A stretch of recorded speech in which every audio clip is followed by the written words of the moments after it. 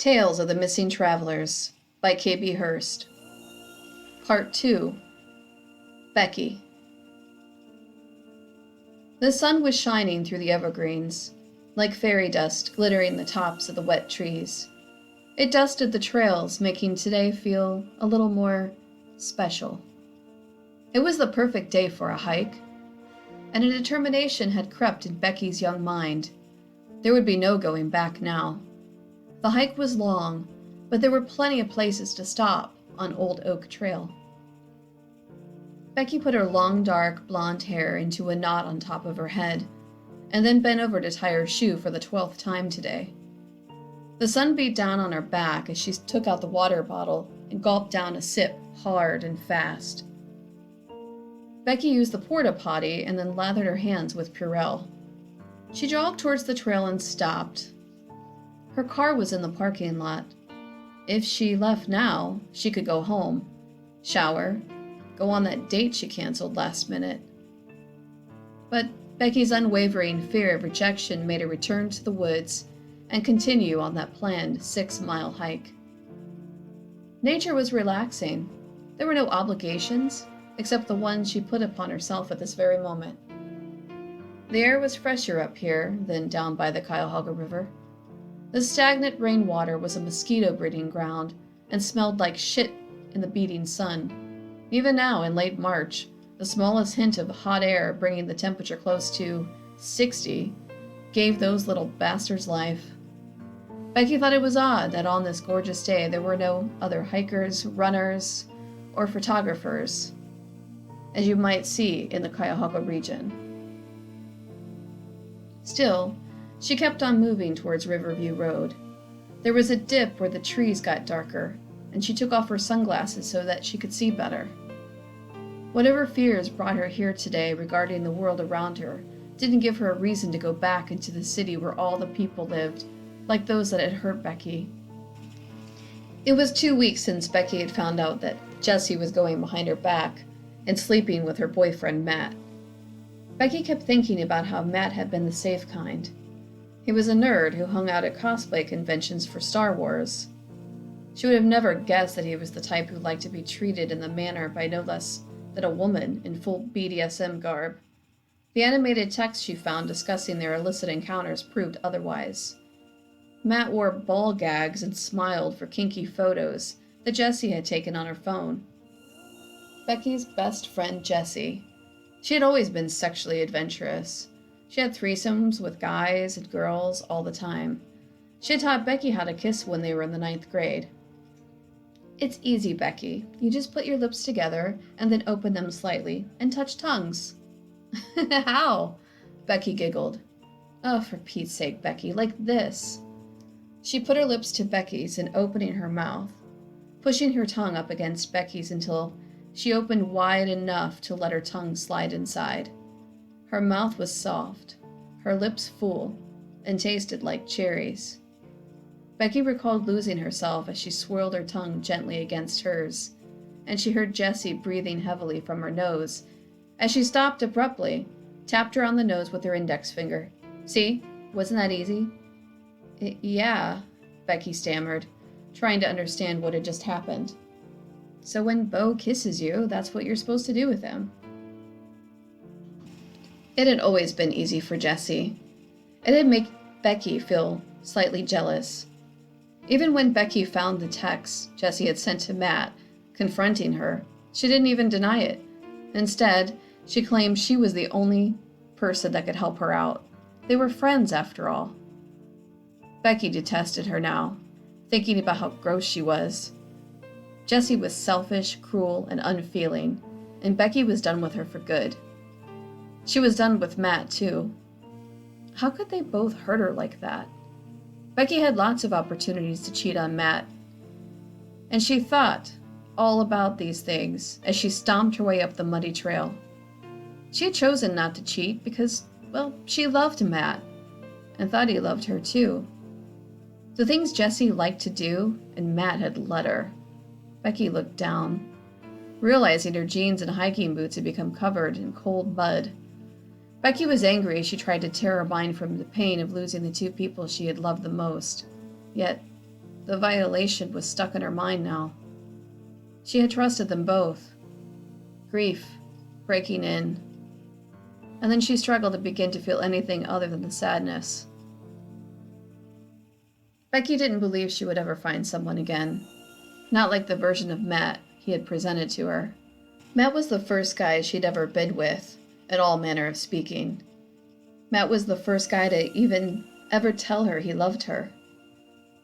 Jesse was still Becky's roommate, though, at least until the end of the month. And then Becky would be living over her parents' garage again. Becky had decided that was not going to be an option at 28, and it meant going backward in life, not forward. The beautiful scenery all around her made her realize that today was perfect. The weather was warmer, and the sun was shining. Not a soul was in sight. It was a day not like any other. You see, today, Becky would kill herself.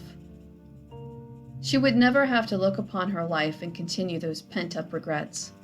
Overall, life for Becky had been pretty shitty. She lived most of her life in the shadow of her successful parents. They owned a famous club called Charlie's that hosted entertainers, musicians, and the like. They had people from all walks of life come from far and wide to Charlie's. It wasn't the life a shy, introverted girl like Becky had ever wanted to be a part of. They had always encouraged her to do better, to be better, and with their encouragement, it cast a dark shadow over Becky. Becky wasn't her parents, no matter how hard she tried. She had moved out and taken on an internship at a design firm outside of Cleveland. Adele's Emporium was known for its prestige and its clientele.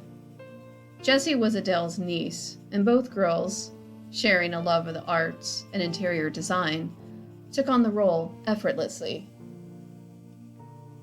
Sadly, for Becky, when the friendship ended, so did her internship. Becky made sure of it. Jessie was spiteful when Becky first accused her of cheating with Matt. A casualty of the ended friendship was Adele having to let Becky go. "I'm so sorry. You have more talent than Jessie, but being family, I have no choice but to let you go.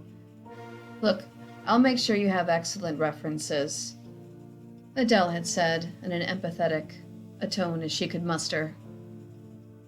Becky hadn't told her parents about her disgrace, because, according to them, it would be her fault not being more assertive. Becky did not fight her. She came upon a rock that she could sit on for a spell and rest. She closed her eyes as she took in the air. There was a silent breeze making her wish she had other days like this in her life. Why couldn't life be simple? The modern age most of us lived in was so saturated by social media, quick fixes, and guys who had lost their honor. They no longer cared about being gentlemen, she thought, still fixated on all the guys she had dated on Tinder since Matt. It made her hopelessness feel all-encompassing. It made her feel as though there was nothing to look forward to in her life. Becky resigned that she was alone, and always would be alone. She was an old-fashioned girl living in the wrong century. Becky looked around her and felt comfortable enough to take out her makeshift suicide kit, which was in a book bag filled with supplies she would need to end her life. In her book bag was a large rope, folding stool, one of those you find at Five and Below stores, and a first aid kit in case things went awry. It pleased Becky how easily the stool folded into the back for carrying and convenience.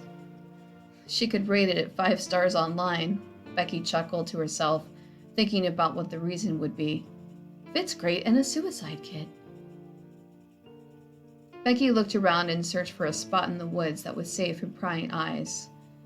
If she were going to kill herself, she would instead do it without someone coming along and stopping her. There was a silence in the woods that she wasn't quite expecting. The quiet spot she had chosen was almost too quiet. Her thoughts were as loud as the forest was now silent.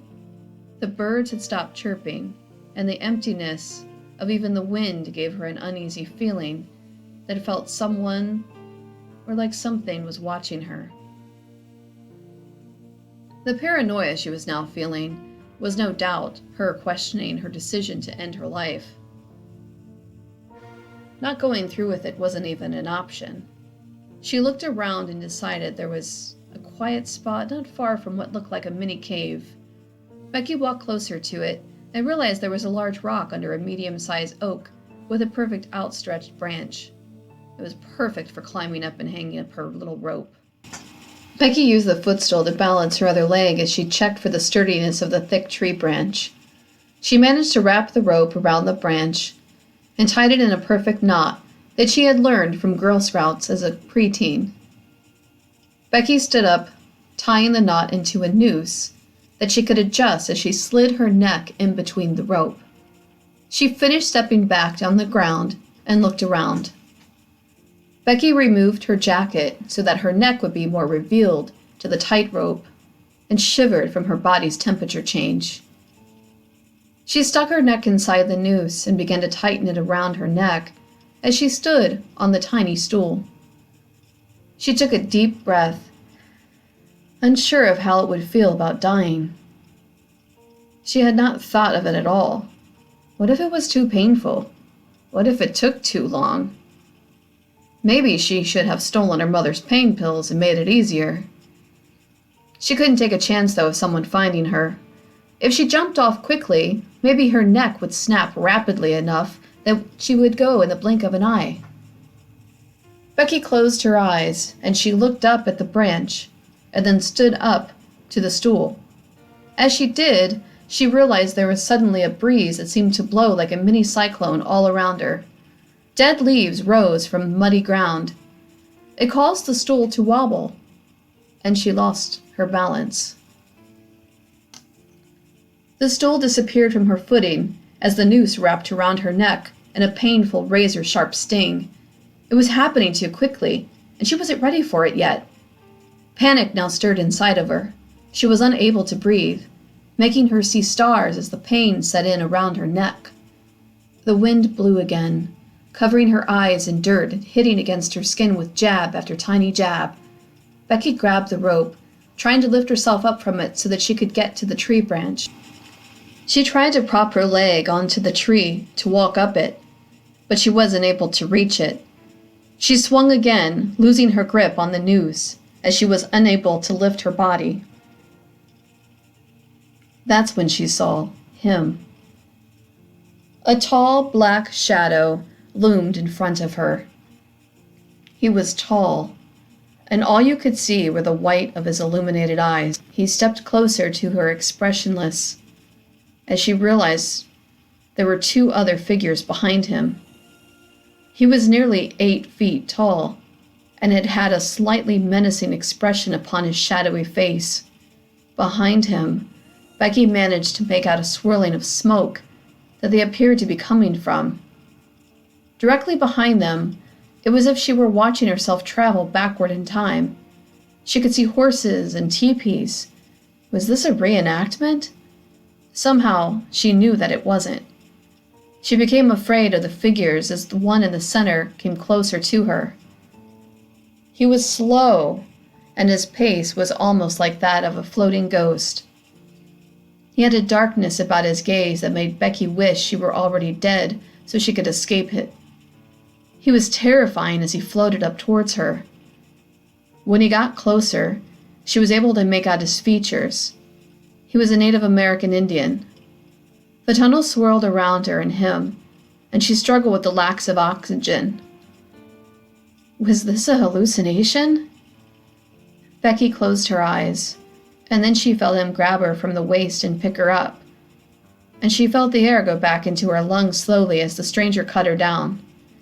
She felt one of her shoes fall off as she did, as if she had loosened it in her struggle to escape her noose.